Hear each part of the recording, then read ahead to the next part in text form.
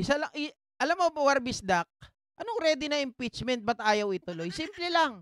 Kaya ayaw ituloy, ayaw po nila na makita, mga ka-GPnatics, ang katotohanan. Ayaw nila na maungkat yung itinatagong bank accounts ni Sara Duterte na limpak-limpak ang pera, 'di ba, na tinatanggap nila from Sami Uy at Charlie Tan. Yun lang yun. Naniniwala nga siya na authentic ang document kapag may butas ng puncher. Ni-research din ba niya yun? Sus, obvious ka nga, kapoy. Panunot na. Isupay Iso ko mga mapanlang di bantay, tano ko. Urit na atoy. Ay, nako. Pero naman pag-usapan natin mga kababayan, dahil nga po dyan sa impeachment case na yan, na hindi, na parang sinusunog na nga po, di ba? Sabi ko nga sa inyo, itong si Jinky Luistro na isa sa mga prosecutor, mga kababayan, laban kay BP Sara Duterte ay dismayado. Dapat na nga pang i-abolish ang Senado dahil sa mga nangyayaring ito, mga kababayan. 'Di ba? Dahil sabi ko nga po sa inyo, ang mga kababayan natin ay lumabas diyan sa Senado para po mag-ingay at talagang ipanawagan to impeach Sara Duterte. Pero syempre, makinig tayo sa mga statement or opinion ng mga talagang eksperto, tunay na eksperto at hindi eksperto-ekspertuhan lang kagaya ni Bato. 'Di ba? Ito pakinggan natin. Si Luistro.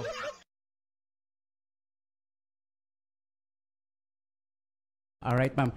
May tatanong lang po ako, no? Para malinaw rin po sa mga kababayan po natin.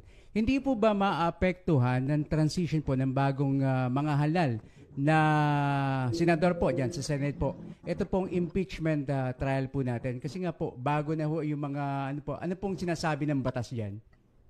There's a long line of Supreme Court decisions which say that the Congress is a continuing body. As I What said, terminates only is the session. Mhm. The Congress itself does not terminate Mhm. at the end of every session, no? Para po mas maliwanag, ating ihalimbawa ang isang korte. Let us say, for example, the Regional Trial Court of Batangas.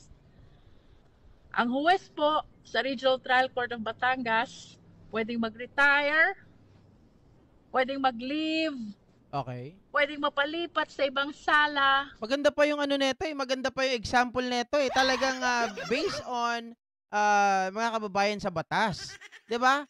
Ang pinag-uusapan natin batas So dapat your example must be a law as well in relation to a law. Kay Bato de la Rosa in relation to pagkain, visit. Siya kasi aso. 'Di ba sabi niya ganon? Bawal daw mga ka-GPnatics ang ano yung sinabi niya kanina? Bawal daw yung magdala ng para sa aso. No doggy bags. Sabi niya ganon. Paano siya? Habol ng habol sa mga Duterte. Bark ng bark. Or unfortunately, pwedeng sumakabilang buhay, magkasakit, things like that, no? Opo. Pero anumang pangyayari about the sitting judge does not affect at all the status of the cases being heard. Correct. Kung anong natapos nung prior judge, itutuloy lang Yun. ng succeeding judge. This is synonymous to an impeachment court. Kahit Same daw yan ng impeachment court, mga kababayan. Hindi po ng legislative legislative function. Okay?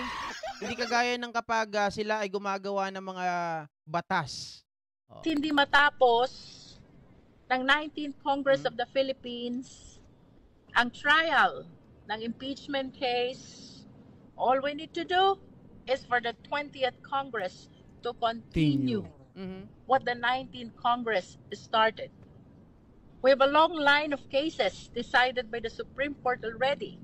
At ito po ang sinasabing, the Congress is a continuing body. If sitting as an impeachment court, The same is not affected by the legislative calendar. It continues with its existence in spite of the changes in the personality of senators. Nako, eto. Napakaliwanag ng sinabi ni Congresswoman Jinky Luistro, mga ka-GPnatics. Just so happen ganito. Although, sinasabi niya, syempre, dalawang dalawang side. Sinasabi ni Congresswoman Jinky Luistro na that the Senate is a continuing body. Kung ano ang natapos nung nakaraan or ng 19th Congress, it must be continued to the 20th Congress. So it must be crossover. Diba? Pero mga kababayan, paano? Halimbawa, syempre alam naman natin, kasi worst to worst case scenario. What if, GP, dumating, nag-convene, sabihin natin, fast track, nag-convene ang 20th Congress. Tapos via votes, as you said earlier, GP, na kapag bumoto, syempre kasi sabi ni Escudero ay hindi na pwedeng mag-crossover. Sabi ni Tolentino, hindi na pwedeng mag-crossover. So sila ang may nasa kanila na ang bola. Paano pag sinabi nila nanalo po na ito nga daw pag pinag-usapan ang jurisdiction at hindi na pwedeng i-crossover, bumoto, whether you like it or not, GP, bumoto yung mga senador, lamang ang nagsasabi na hindi na pwedeng i-crossover. Ano ang mangyayari? May nagsabi dyan kahapon na natatandaan ko. Sabi nila, the only way, mga kababayan, is to go with the Supreme Court. Sino naniniwala na kapag halimbawa hindi natuloy ang impeachment trial ni Sara Duterte via votes, mas marami po ang bumoto not to continue, not to cross over to the 20th Congress. Sige nga mga ka-GPnatics, gusto ko lang malaman, gusto ko lang makita. Huwag kayong mag-alala, walang tama, walang mali dyan sa sagot ninyo. Gusto ko lang po malaman yung inyong poll, kung ano po ang inyong naiisip, mga kababayan. Tama ba na ang paraan lamang daw po ay Supreme Court, mga kababayan, na ilapit na ito sa Supreme Court? Sige nga, quiz. Sino kayang mga talagang dito, nakakaintindi sa batas at talagang nakakasunod sa pinag-uusapan natin? Okay? O type 1 na lang sa mga kababayan, naniniwala na Supreme Court ang ating pong pag-asa kapag halimbawa bumoto yung mga senador not to impeach Sara, not to continue, not to cross over. Sige nga.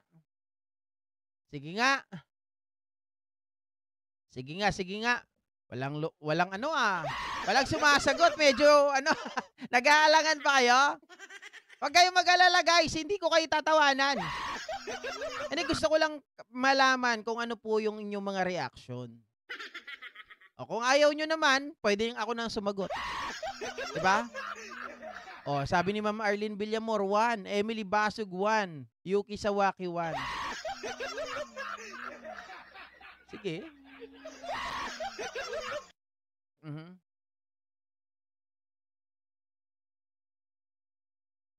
One.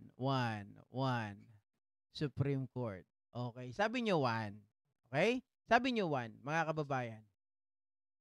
Ay, nako. Sabi mo, GP, di mo kami tatawanan. Hindi ko nga kayo tatawanan. Kayo naman talaga, oh. Para kayong, di ba? Di ba ako tumatawa? Hindi ka tumatawa, pero nakangiti ka. Ang sagot po, mga kababayan, mali po kayo. Kala ko ba walang mali? Ha? Kala ko ba walang mali? Mali po kayo. Hindi po pwedeng ito nasabihin ng Supreme Court, mga kababayan. Halimbawa, lumapit, sabihin natin na natalo. Hindi na natuloy yung impeachment ni Sara Duterte. So ngayon, ang desisyon, dahil nga marami ang bumoto, marami ang kalyado ni Sara, okay lang. Diba? Okay na, magsasaya na yan sila. Tapos sabi ng iba, akyat natin sa Supreme Court. Guys, hindi po madidesisyonan ng Supreme Court ito. Bakit kanyo? Wala po silang pakialam. Nandyan pa rin pumapasok ang tinatawag natin na separation of powers. Ang impeachment, mga kababayan, ay nasa kamay po ng Kongreso at nasa kamay ng Senado. O, anong pinagkaiba nun? Kongreso, in-impeach nila si Sara, na-impeach. Diba? Majority, ilan ang votes? Nasa 240 plus, something like that. Bahala na kayo kung ano yung tamang numbers. Pagdating po sa Senado, mga kababayan, wala na rin, sabihin natin na ayaw ng mga kongreso yung ginagawa ng mga senador natin, pero wala rin po silang magagawa. So, pagkatapos po nilang ipasa ito sa Senado, mga ka-GP Natics, Senado na po ang may hawak ng bola. Kapag ang impeachment, sabihin natin ang Senado, hindi po ito inaksyonan, wala pong nangyari, or sabihin natin na dismiss na, kaagad pa lang, na de facto, diba? Ang mangyayari dyan, hindi maaring makialam ang Supreme Court. Kahit iakyat pa po natin yan, yun ang bad side. Yun po, mga kababayan, ang masakit talaga. Kasi decision na yan ng legislative. Okay? So dead na. Yun ang mangyayari dyan. So dapat, mga kababayan, GP, I have heard people power is on its way soon. Nako guys, sa totoo lang, syempre, tingnan natin kung ano pa yung mga pwedeng mangyari. But then again, ang gusto ko lang linawin sa inyo ay hindi na po tutuloy. Okay? Wala pong magagawa kahit na magluluhod, maglupasay tayo. Mga kababayan, dyan po sa Supreme Court, hindi sila pwede mag-utos. Oy, hindi pwedeng hindi nyo aksyonan yan si Sara Duterte. Wala na sila doon magagawa. Kasi ito po ay trabaho ng ating Senado. Okay? Nasa kanila ang bola, mga kababayan. Kaya nakakapagtaka lang talaga na maliwanag na maliwanag doon. 'Di ba? Maliwanag na nakasaad. Galing kay Risa Ontiveros, galing kay Coco Pimentel, galing dito sa mga magagaling talaga ng mga abogado, hindi kagaya ni Bato, 'di ba? Ito ay pwedeng i-crossover. Kaya lang nakikita natin na talagang dinedelay nila.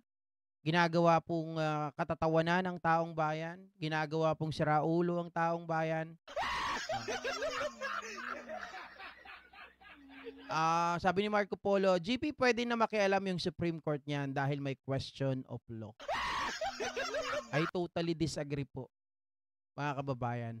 Ang usapin po ng impeachment, mga kababayan, yan ay usapin lamang, yan ay tinatawag po na political process. Okay? Political process po yan. So dahil nga nag-convene at may via votes na, whether we like it or not, wala tayong magagawa. Ang tanging magagawa, ang pag-asa, mga kababayan, ano? Tama kayo. Manawagan tayo, kalampagin natin ang Senado, i-abolish na nila yung hamag na Senado na yan, na wala naman pakinabang. Diba? O, anong dahilan ninyo, GP? Sila ang tunay na dahilan na dapat na silang i-abolish. Kasi nga, hindi naman para sa karamihan, hindi naman po para sa taong bayan ang kanilang ginagawa. Ang kanilang ginagawa ay para sa sariling interest. 'Di ba? 'Yun ang dapat.